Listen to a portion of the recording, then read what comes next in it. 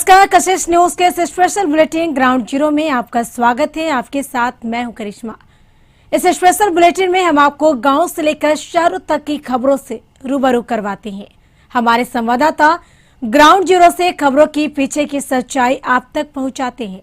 इस बुलेटिन में हमारे संवाददाता ग्राउंड जीरो से आप तक खबरों की पीछे की सच्चाई पहुंचाएंगे और साथ ही और अहम खबरों से आपको रूबरू कराएंगे। तो चलिए इस स्पेशल बुलेटिन की शुरुआत करते हैं। राष्ट्रीय योग दिवस के अवसर पर पटना में भी योग कार्यक्रम का आयोजन किया गया है। पटना में आप देख सकते हैं बीजेपी प्रदेश कार्यालय में इस योग कार्यक्रम का जो है आयोजन किया गया, जिसमें बीजेपी के तमाम वरिष्ठ नेता जो है इस कार्यक्रम में मौजूद है। मैं आपको बता दूं कि केंद्रीय मंत्री रविशंकर प्रसाद मौजूद है, बीजेपी के प्रदेश अध्यक्ष संजय जायसवाल मौजूद है, बिहार के डिप्टी तारकिशोर प्रसाद, पूर्व केंद्रीय मंत्री वर्तमान सांसद रामकृपाल यादव मौजूद हैं, पथ निर्माण मंत्री बिहार के नितिन नवीन, साथ ही साथ बिहार के मंत्री जनक राम वो भी इस कार्यक्रम में मौजूद है। तमाम बीजेपी के वैसे नेता जो वरिष्ठ नेता हैं वो यहाँ पर कार्यक्रम में मौजूद है और बीजेपी के तरफ से वर्चुअल तरीके से भी जो है बिहार के जिलों में जो है ये योग का कार्यक्रम किया जाए। ये स्क्रीन आप देख सकते हैं जहाँ पर बीजेपी के हर जिले से जो है कार्यकर्ता जुड़े हुए हैं और योग कार्यक्रम में सम्मिलित होकर खुद भी योग कर रहे हैं। तो यानी आज अंतर्राष्ट्रीय योग दिवस के अवसर पर प्रधानमंत्री नरेंद्र मोदी ने भी देश की जनता को योग के प्रति जागरूक करने को लेकर संबोधित किया है। उन्होंने कहा कि योग ने जो है कोरोना में लोगों की काफी मदद की है, योग कोरोना से उभरने में काफी मदद की है। 7 साल पहले इस अंतर्राष्ट्रीय योग दिवस को लेकर जो है जो कहा जाता है कि स्वीकृति मिली थी और इस स्वीकृति के बाद देश में जो है बड़े पैमाने से योग का प्रचार प्रसार किया गया। भारत जो है योग की जो शुरुआत पुराने दौरों में जो हुआ था, मगर बीच में लोगों ने योग से जो है दूरी बना दी, मगर नरेंद्र मोदी की सरकार ने योग का प्रचार किया और जो कहा जाता है संयुक्त राष्ट्र महासभा में इस प्रस्ताव को सितंबर 2014 में जो है ये लाया गया था, जहाँ पर जो देश थे 193 देशों में से 177 देशों ने जो है इसका समर्थन किया और अंतर्राष्ट्रीय दिवस मनाने की घोषणा हुई। उसके बाद से लगातार योग दिवस को लेकर अंतर्राष्ट्रीय योग दिवस को लेकर कार्यक्रम किए जा रहे हैं और इस बार कोरोना के कारण थोड़ी सी सावधानी बरतते हुए इस कार्यक्रम किया जा रहा है और देश कई जगहों पर ऐतिहासिक धरोहर जहाँ पर है उन जगहों पर इस कार्यक्रम का आयोजित किया ताकि लोगों में जो है योग के प्रति जागरूकता रहे और योग जिस तरह से लोगों के सेहत बढ़ाने में और सेहत सुधारने में जो सहयोग करता है उससे लोग जुड़े। आज अंतर्राष्ट्रीय योगा दिवस मनाया जा रहा है और हम भगवान बुद्ध की नगरी बोधगया में खड़े हैं। भगवान बुद्ध का जो संदेश रहा है वो सर्वोपरि रहा है, क्योंकि योगा और साधना में वो लीन थे। उनका जो संदेश रहा है वो बौद्ध धर्म के लिए एक ऐसी आस्था बन गया कि जहाँ देशों विदेशों के लोग आकर बोधगया में उनके मार्ग पे चलने का आज भी अमल करते हैं और साधना करने के लिए भगवान बुद्ध की ज्ञान भूमि बोधगया पहुँचते हैं। आज हम आपको दिखा दें कि इस लॉकडाउन में भी योगा करने के लिए बहुत श्रद्धालु यहाँ पे तो पहुँचे हैं, लेकिन बोधगया के जो कुछ खास व्यक्ति हैं जिनके द्वारा निःशुल्क भोजन हर रोज़ करवाया जाता रहा है, इस लॉकडाउन में आस्था का जो प्रतीक है उसे हम आपको दिखा देते हैं कि इस लॉकडाउन में किस तरह से विदेशी मेहमानों का ख्याल रखते हैं, कैसे उनकी मदद की जाती है। और आज के दिन भी यहाँ के जो समाजसेवी हैं ज्ञान सिंह वो नहीं भूले, इस योगा दिवस पर भी लॉकडाउन के साथ विशेष बढ़ चढ़कर इन्होंने हिस्सा लिया और विभिन्न प्रकार के भोजन जो पकवान है घर से खुद अपने हाथों से बनाते हैं और इन विदेशियों को खिलाते हैं, क्योंकि एक नई बात नहीं है। जब से लॉकडाउन की शुरुआत हुई है भारत में, इसका पूरा का पूरा जो सिस्टम हिला कर रख दिया था, इस सिस्टम का एक कड़ी बने कि महाबोधि मंदिर में दानदाता नहीं आ रहे थे, आना बंद हो गया, देशी विदेशी पर्यटक आने नहीं आ रहे थे, जिसके कारण से जो स्थानीय बौद्ध भिक्षु विभिन्न बौद्ध मोनेस्ट्री में रह रहे थे उन्हें भी कहीं न कहीं दिक्कत हो रही थी। हम जानेंगे कि क्या ये आज के दिन आपका ये पहल है, किस तरह से संदेश दे रहे हैं इस योगा दिवस पर। आज योगा दिवस है, इस मौके पर हम लोगों ने भिक्षुगण को हमने निमंत्रण किया। जैसे हमेशा की तरह मेरे तरफ से भोजन रहता है इनका, और इनको आज योगा करने का प्रेरित किया कि भाई आज योगा दिवस है, इस मौके पर आप योगा करके लोगों को जागरूक करें और सब इससे फ़ायदा उठाएं। क्या लेकिन खास करके इस लॉकडाउन में भी आप जो सेवा दे रहे हैं, क्या भावना है मन में, क्या इच्छा जागती है? देखिए, ये टूरिस्ट प्लेस है और बौद्ध भिक्षु दान पर ही निर्भर है। यहाँ टूरिस्ट नहीं आ पा रहे हैं, कोई दान इन लोगों को नहीं मिल रहा है। तो हमने जब स्टार्ट किया था, आज लगभग 7 महीना से ज़्यादा हो गया है, हमने स्टार्ट किया भोजन देने का काम किया और इसको देखते हुए बहुत सारे संस्था आगे भी आए और इन लोगों को दान देने का काम कर रहे हैं अभी। लेकिन हर रोज़ एक समय निर्धारित आपने किया है? जी, हर रोज़ हमने निर्धारित किया है 8:30 से 9 बजे के बीच में, और ये लोग आते हैं, आराम से आते हैं, आराम से लेकर जाते हैं। इनको इच्छा हुआ तो यहीं बैठ के खाते हैं, नहीं तो फिर वो अपने आवास में लेके जाते हैं। आज योगा दिवस पर अलग अलग देशों के कितने लगभग लोग यहाँ पे पहुँचे हैं आपके नज़र में? यहाँ सबसे ज़्यादा तो अभी फ़िलहाल इंडियन मॉन्क्स है, और ऐसे चाइनीज़ भी हैं, तिब्बत के भी हैं, वियतनाम के भी हैं, ये सारे लोग हैं यहाँ पर। जी, ये अपने आप में पहल है। ये अपना परिचय बताएंगे? मैं ज्ञान सिंह, बोधगया के एक व्यक्ति है, लेकिन हम जो आपको दिखा रहे हैं वो एक अद्भुत तस्वीर हम ज्ञान की भूमि से आपको दिखा रहे हैं, क्योंकि जिस जगह पे हम खड़े हैं यहाँ पे विभिन्न देशों के बौद्ध मोनेस्ट्री है।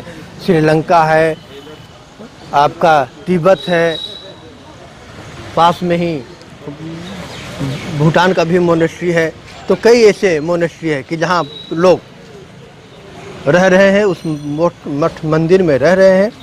और यहाँ के जो एक विशेष पहल है, यहाँ के जो स्थानीय समाजसेवी हैं उनके द्वारा इस योगा दिवस पर जो किया जा रहा है, काफ़ी सराहनीय कदम बताया जा रहा है। क्योंकि इस योगा दिवस पर देश में लॉकडाउन है और फिर लॉकडाउन के पालन करने के लिए तमाम सिस्टम सभी लोग लगे हुए हैं, कोरोना से बचने के भी सभी लोग लगे हुए हैं।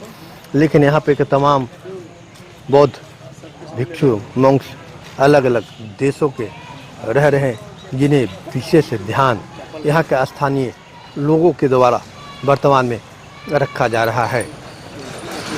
आप देख रहे हैं कि किस प्रकार योगा करने के लिए सारे तमाम योगा मुद्रा में सुबह से ही यहाँ पे लोग बैठे हैं और योगा कर्म अब समाप्त होने की स्थिति में है, क्योंकि अब यहाँ पे लोगों को दान स्वरूप प्रसाद दिया जा रहा है। भगवान बुद्ध का जो प्रसाद है, जो भोजन है, वो दिया जा रहा है। हम यहाँ पे बात करेंगे कि किस प्रकार से योगा में इस तरह का आज का विशेष पहल हुआ है। यहाँ पे हम बात करेंगे यहाँ इंडियन भंतिल जी, क्या योगा से आप लोग संदेश देंगे आज? योगा से हमारे शरीर का, सारा संसार का जो शुभ कामना करते हैं वो सब निरोग रहते हैं, सुखी रहते हैं, ज्ञान से प्रतीक रहते हैं, ज्ञान के इच्छा में जागते रहते हैं। योगा से ज्ञान मिलता है, योगा से हर काम हम लोग स्वस्थ रहते हैं। इसलिए हम लोग बोधगया में पूजा वंदना भी करते हैं और 15-20 मिनट या आधा घंटा तक योगा अभ्यास भी करते हैं। भगवान बुद्ध कहीं न कहीं इस योगा के साथ चले थे, और इस योगा के जब साथ चले थे तो ज्ञान के मार्ग पर जब योगा के साथ पर चले आए तो यहाँ पर ही 7 सप्ताह भगवान बुद्ध बोधगया बुद्ध ज्ञान स्थल में पीपल के गाछ तर जब ध्यान लगाए तो जो वज्र आसन लगाए, तब उनको जिस दिन वैशाख पुनिया था उस दिन उनको ज्ञान मिला और सारा संसार, सारा विश्व में उनका ये आज भी ज्ञान 2500 वर्ष के बाद भी ज्ञान आपका प्रचलित है। जिस तरह से सूर्य प्रकाश से रोशनी करता है, उस तरह से इंसान बुद्धिस्ट रोशनी कर रहा है। ये अपने आप में जो ज्ञान की भूमि है माना जाता है, बोधगया है ज्ञान की भूमि, क्योंकि भगवान बुद्ध अलग अलग मुद्राओं में अलग अलग स्थानों पर साधना किए थे और उस स्थल पर आज भी देशी विदेशी मेहमान, विदेशी पर्यटक या देशी श्रद्धालु भारत के कोने कोने से लोग आते हैं और वो चाहते हैं कि एक बार बोधि वृक्ष की उस वृक्ष के नीचे बैठकर योगा साधना करें, जहां भगवान बुद्ध को ज्ञान मिला है। और उस धरती पर आज हम खड़े हैं और इस योगा दिवस पर विशेष लाइव आज हम आपको दिखा रहे हैं। मैं गया बोधगया से कशिश के लिए राजेश कुमार। बिहार में स्वास्थ्य व्यवस्था क्या है? अभी हम हैं बक्सर जिले के बक्सर सदर प्रखंड अंतर्गत पांडेपट्टी पंचायत में। पांडेपट्टी पंचायत का ये स्वास्थ्य केंद्र है। स्वास्थ्य केंद्र के हालात आप देख सकते हैं कि किस तरह का स्वास्थ्य केंद्र है। यहाँ पर क्या लोगों को स्वास्थ्य सेवा मिलती होगी, आप एक नज़ारा देख सकते हैं कि इन कमरों में स्वास्थ्य का हाल क्या है। जो खुद अपने स्वास्थ्य के लिए परेशान हैं, जो खुद अपने स्वास्थ्य के प्रति ये यहाँ पर स्वास्थ्य की क्या सुविधाएं दी जा सकती है। आंगनबाड़ी केंद्र बगल में बना हुआ है, सामने आप देख सकते हैं। शिकायत दर्ज करने के लिए 104 एम्बुलेंस पर की व्यवस्था, जो टोल फ्री नंबर दिया गया है। स्वास्थ्य उपकेंद्र पांडेपट्टी सदर प्रखंड का ये स्वास्थ्य उपकेंद्र है। इस केंद्र में अभी दिन के करीब 11:30 पौने 12 बजने जा रहे हैं और यहाँ पर लोगों को क्या सुविधाएं स्वास्थ्य सेवा की मिलती होंगी। एक वानगी सच आप देख सकते हैं कि स्वास्थ्य केंद्र का ताला ही नहीं खुलता है। यहाँ ताला मुझे लगता है कि कब खुला है नहीं खुला है ये तो यहाँ के स्थानीय लोग ही बता पाएंगे। अंदर एक नज़ारा कैमरा पर्सन को कहूँगा कि दिखाएं कि किस तरह से तमाम तरह की सुविधाएं यहाँ पर मुहैया कराई गई है, लेकिन ताला जो बंद है इससे ये तय है कि लोगों को कितनी स्वास्थ्य सेवा उपलब्ध हो पा रही होगी। किस तरह से जालीदार नुमा बिल्डिंग के अंदर में अभी हाथ डाल करके दिखाया गया कि यहाँ का ताला कभी खुला है या नहीं खुला है। स्वास्थ्य केंद्र पर तमाम तरह के स्लोगन तो जरूर लिखे हुए हैं, कराएं टीकाकरण बचाए बच्चों की ज़िंदगी, लेकिन कितनी बच्चों की ज़िंदगी और कितनी यहाँ के जनता के प्रति सचेत है बक्सर जिला स्वास्थ्य प्रशासन। हमारे साथ हैं स्थानीय कुछ व्यक्ति, उनसे जानते हैं कि स्वास्थ्य केंद्र का हाल क्या लगता है। स्वास्थ्य केंद्र का हाल बदतर है सर। मैडम कभी आती हैं महीने 2 महीने पे, मतलब देख ही रहे हैं आप लोग, हाल बंद ही रहता है। सब कोरोना का टीका लग रहा है, यहाँ पर मैडम उपस्थित ही नहीं रहती है। मैं यहाँ का जनप्रतिनिधि हूँ, पंच हूँ, वार्ड नंबर 5 का सर।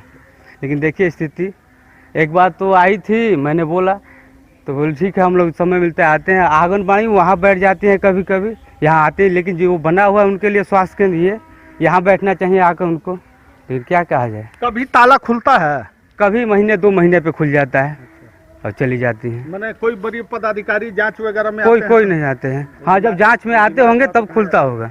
अच्छा, अगर कोई लोगों की तबीयत खराब हो तो आप लोग कहाँ जाते हैं? सदर हॉस्पिटल से। दूसरा कोई उपाय नहीं, कोई उपाय नहीं, प्राइवेट में जाइए या सदर में जाइए। क्या लग रहा है आपको?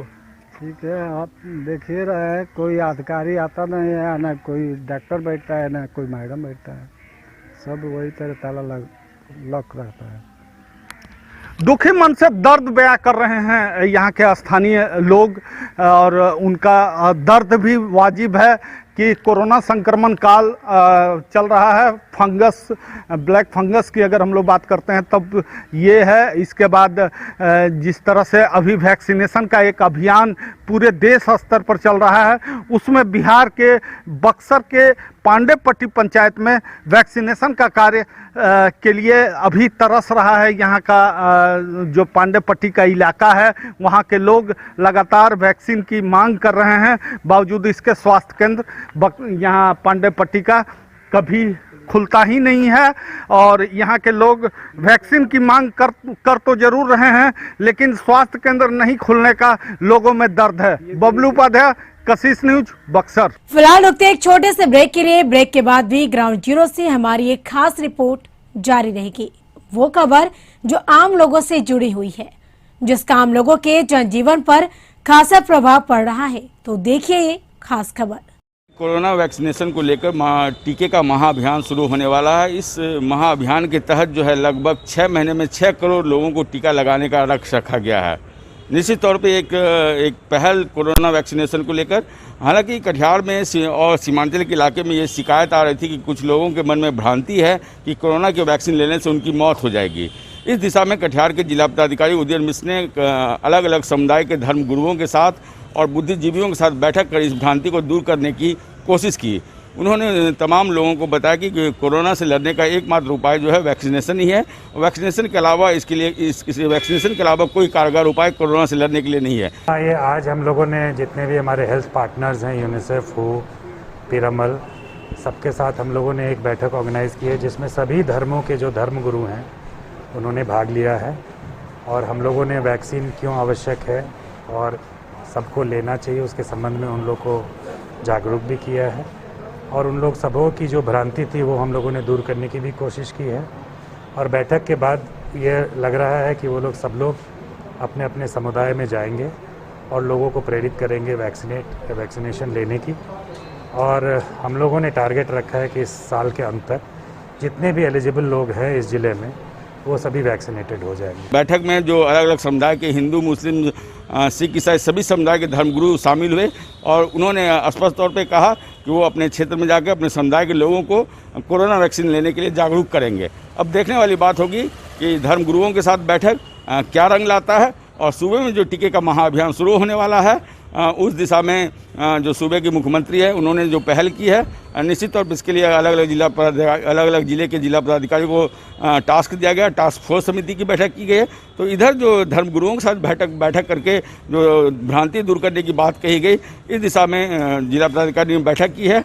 और अब देखना वाजिब होगा कि धर्मगुरुओं के साथ ये बैठक कोरोना वैक्सीनेशन की गति देने में कितना सफल साबित होता है, ये आने वाला वक्त ही बताएगा। रितेश रंजन, कशिश न्यूज़, कटिहार।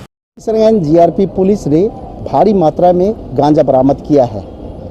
गुवाहाटी से हावड़ा जा रही सरायघाट एक्सप्रेस के B1 कोच से ये गांजा बरामद हुआ है। 02346 के माध्यम से बैग में रखकर 25 केजी गांजा तस्करी किया जा रहा था। इस पर हम लोगों ने और हमारे खासकर थानाध्यक्ष जीआरपी थानाध्यक्ष सतीश कुमार ने बहुत ही तत्परता से और उनके जवानों ने तत्परता से काम करते हुए इसको पकड़ा है।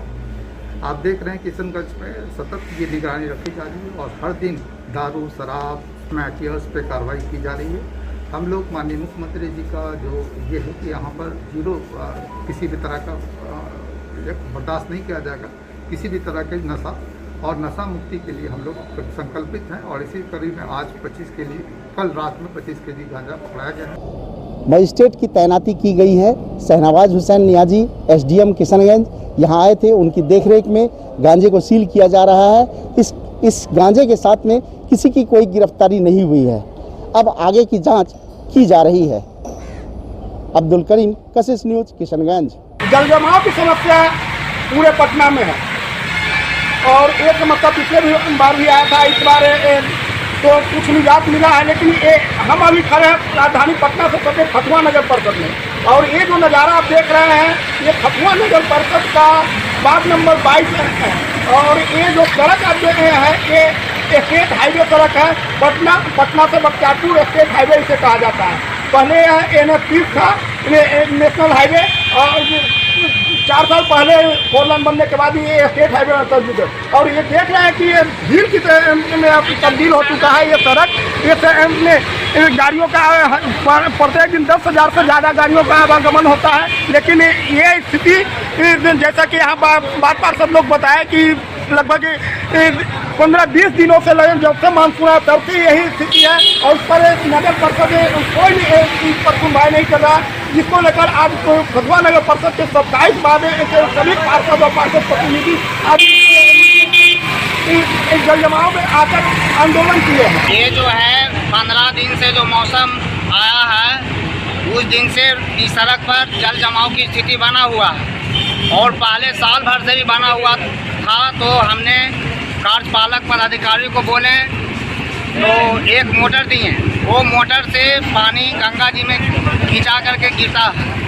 उसके बाद हम ये जल जमाव की स्थिति बना तो कार्यपालक सिटी मैनेजर से बोले थे कि यहाँ भी आ करके समीक्षा कीजिए, यहाँ पानी का जल जमाव पूरी तरह से फुल है। पब्लिक किस समय कहाँ गिर के मर जाएगा कोई ठिकाना नहीं है।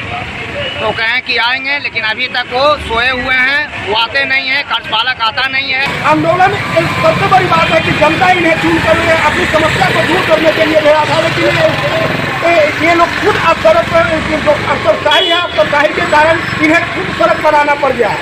तो क्या जब जनप्रतिनिधि सड़क पर आकर आंदोलन करने लगे तो फिर जनता का काम कैसे होगा? ये तो सोचने वाली बात होगी।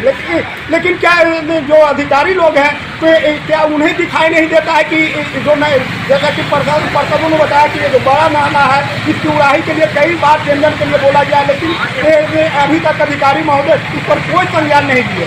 तो कुल मिलाकर देखा जा रहा है कि फतुहा नगर परिषद का जो स्थिति है ये पूरा नरकीय स्थिति में तब्दील हो गया है और इसके लिए पूरा जिम्मा जो पूरा जो हम इसकी जवाबदेही अगर माने तो यहाँ के नगर कार्यपालक पदाधिकारी का है, क्योंकि ये पहले भी मैंने दिखाया था कि कई जगह नाला उड़ाई थे जिसमें एक व्यक्ति की इसी बात में मौत हो गई थी। आज ये स्थिति है, कुछ लोगों ने बताया कि बराबर यहाँ घटनाएं भी होती है, उसके बाद भी नगर परिषद के कोई अधिकारी इस पर कार्रवाई नहीं कर रहा है। अब देखना होगा कि जब बात पार्षद सड़क पर आया है तो क्या अधिकारी लोग का क्या रवैया होता है कि इस समस्या का समाधान कब तक होता है। पटना सिटी से परमानंद सिंह। झारखंड का इकलौता जिला साहेबगंज जिस होकर के गंगा बहती है, ये पतित पावनी गंगा, जिसमें डुबकी मात्र लगाने से ही सारे दुखों का हरण हो जाता है, ये शास्त्रों में है, ऐसा कहा जाता है। इसे देव नदी भी कही जाती है और आज गंगा दशहरा के दिन कहा यह जाता है कि इस दिन गंगा माता का भूमि पर अवतरण हुआ था, धरती पर आई थी।